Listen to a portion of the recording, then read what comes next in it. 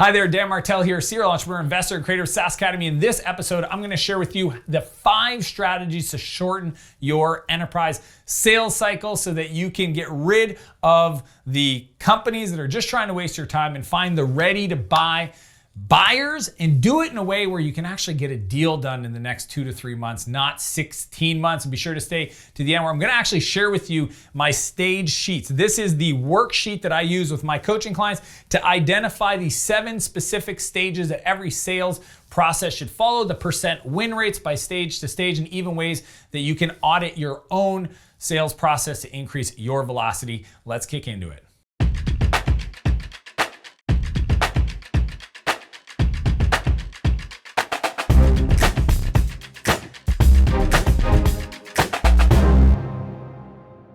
I love selling. I love it. I love it. I love it. And the reason why is because I believe that nothing happens in business till somebody buys. And the process of communicating value and benefits is one of the most important skills that you can learn. Selling and leadership, to me, those are the start by learning to sell and then develop your leadership skills. But in regards to selling, if you don't do this right, and I learned this building my company, Spheric Technologies, you can literally get ahead of yourself. You're talking to a customer, they're excited, you're like, yay, you start hiring people, you get anticipating the deal, and guess what? You find out after the fact you weren't talking to the right person. You weren't even talking to somebody that had authority. They couldn't write a check. And the truth is that inside their company, when they buy software like yours or deploy it to the company, there are so many different other decision makers involved in that process that had you known that on the onset, you would have actually adjusted your excitement. Failing to do this will cost you revenue. It'll cost you opportunity. It'll cost you to have a false sense of pipeline that's just not true. And we need to fix it. So here are 5 specific strategies that I use, that I coach my clients on to ensure that we increase the sales velocity specifically around enterprise sales.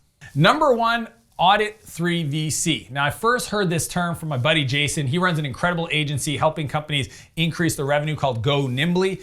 And 3VC is a simple formula, okay? The first V is volume. How much deal are you adding to your pipeline? How many just literally deal volume are you adding, opportunities to your pipeline? The second one is value. How much are those deals worth to you? You got a lot of little ones, you got a lot of medium ones, but we need to essentially focus on the value. The third is velocity. How fast are you working your deals? Okay, how fast are you working those deals?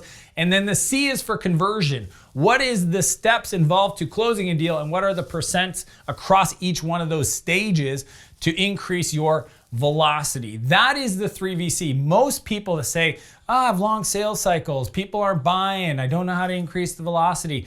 They don't know these numbers. They literally don't know the volume, the value, the velocity, or the conversion numbers in their pipeline. Because if you're doing mid-market enterprise sales and you're just a small startup, it's a good chance you probably don't even write any of this stuff down. There's a good chance that you've never audited it. You kind of go on, I call this elephant hunting. A lot of founders get stuck in this mode of big opportunity, all energy, this is gonna transform our business, to, man, that was a lot smaller than I thought. So number 1 strategy to increase your sales velocity and your pipeline and your speed to close is audit your 3VC. Number 2, clarify your market. So clarify market to me is know who you're selling to. Okay, if you sell software that improves collaboration in a big company, you need to understand what customer type, what audience, your ICP, your ideal customer profile, or your core customer, whatever you want to call it, but who's the perfect buyer? You have a DNA as a company. Your product has a DNA. It has certain features that make it unique. What customers out there in the market would be ideal for it? Because if you can't answer that, if you can't clarify your target market and be specific, sometimes I call this uncomfortably narrow. If you can't do that, then you're literally going to be selling stuff to people. And this is the worst part. When you're selling enterprise software, somebody will come to you, they'll ask you a bunch of questions. You'll do 3 or 4 or 5 meetings. And then at the end, when they start getting serious about it, guess what happens? they open it up for a competition. They start asking themselves, I wonder what G2 crowd has to say about this. I wonder what Capterra has to say about this. I wonder what my peers in the industry have to say about this. And all of a sudden you thought you were doing a deal with the company, and at the last minute they bring in a competitive process and you're gonna lose out because maybe somebody else's product is better positioned for that kind of company, that industry, that market. And for me, I think of one of my great clients, Reg at Stormboard. Reg has a product for online collaboration.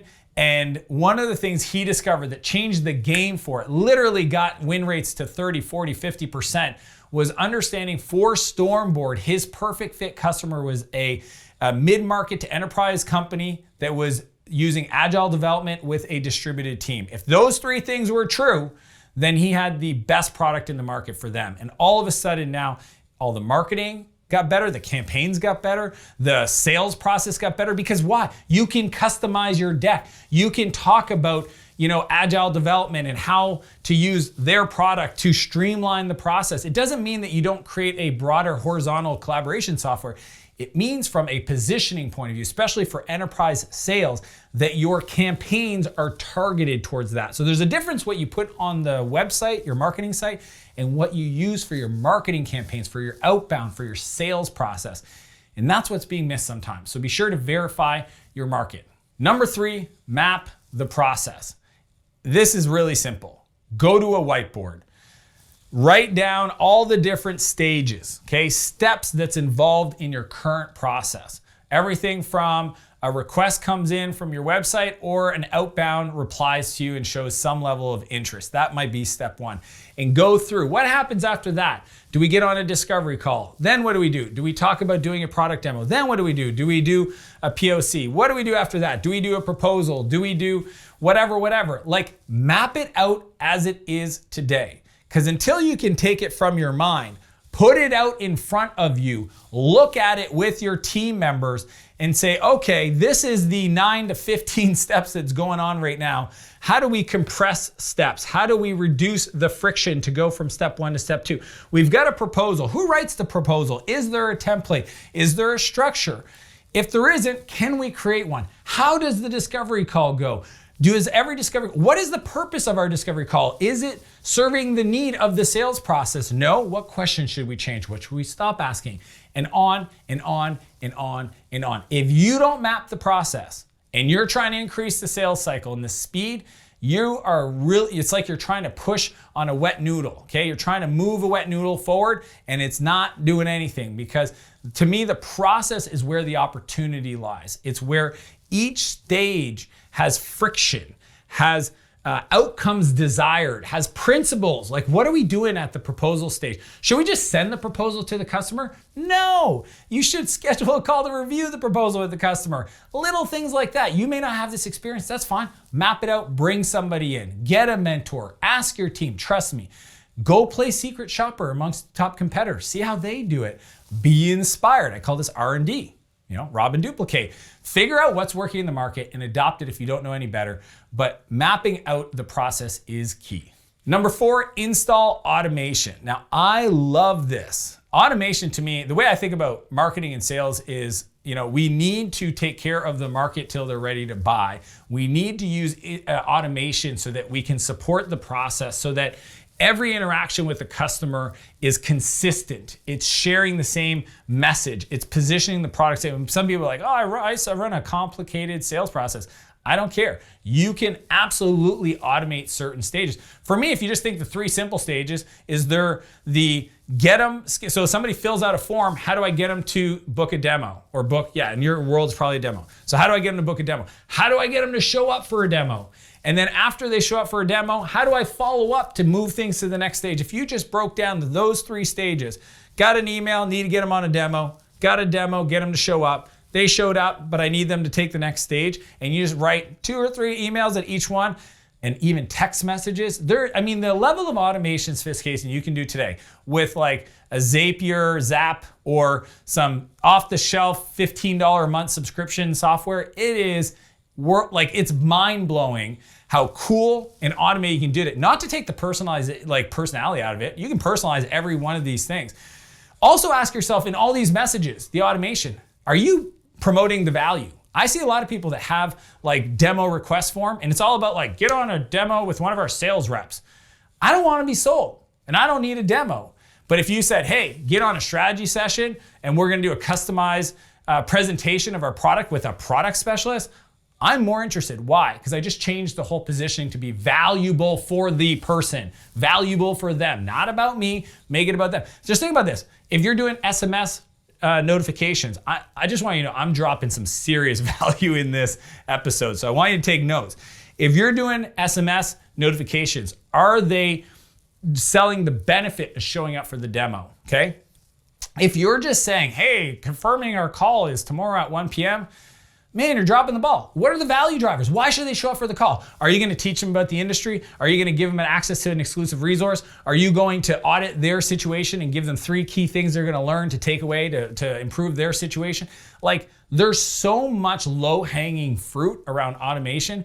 I mean, even just follow-up, okay? So like following up, if somebody doesn't go to the next stage, building that sequence out, and literally until they hit unsubscribe or leave me alone and reply, you literally should follow up and have a cadence where it's like 1 day, 3 days, 7 days, 10 days, and then every 15 days for eternity, honestly.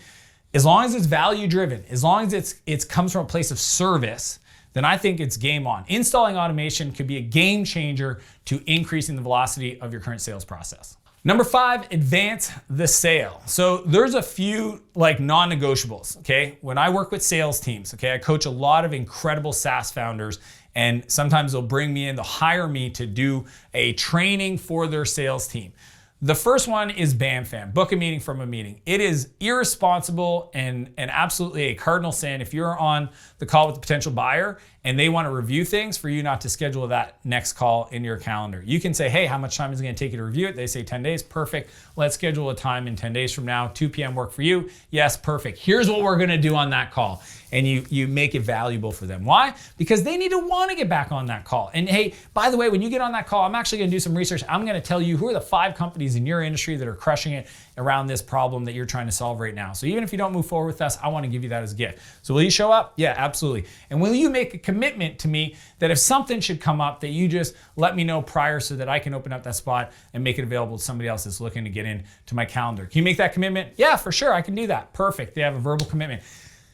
Again, hope you're taking notes. That's the kind of stuff that will absolutely crush it for you. Multi-threading accounts, asking a company, when you've bought software like ours in the past, how did you guys make that decision? Who was involved in that decision? That's called multi-threading, because now what you're gonna do is you're gonna have a list of 3 or 5 people that were involved in that decision, and you're gonna ask if you could reach out to them to answer or get them prepped on specific things or concerns they might have. If it's a technical leadership, maybe they have certain compliance or security stuff that they're gonna need. And you're just saying, hey, I just wanna know what that is. I'm gonna reach out and talk to that person. I'm gonna figure that out so that as we work on the business case, we can solve some of these things. It's multi-threading accounts. There's so much around advancing the sale. Even the idea of selling a POC, a proof of concept.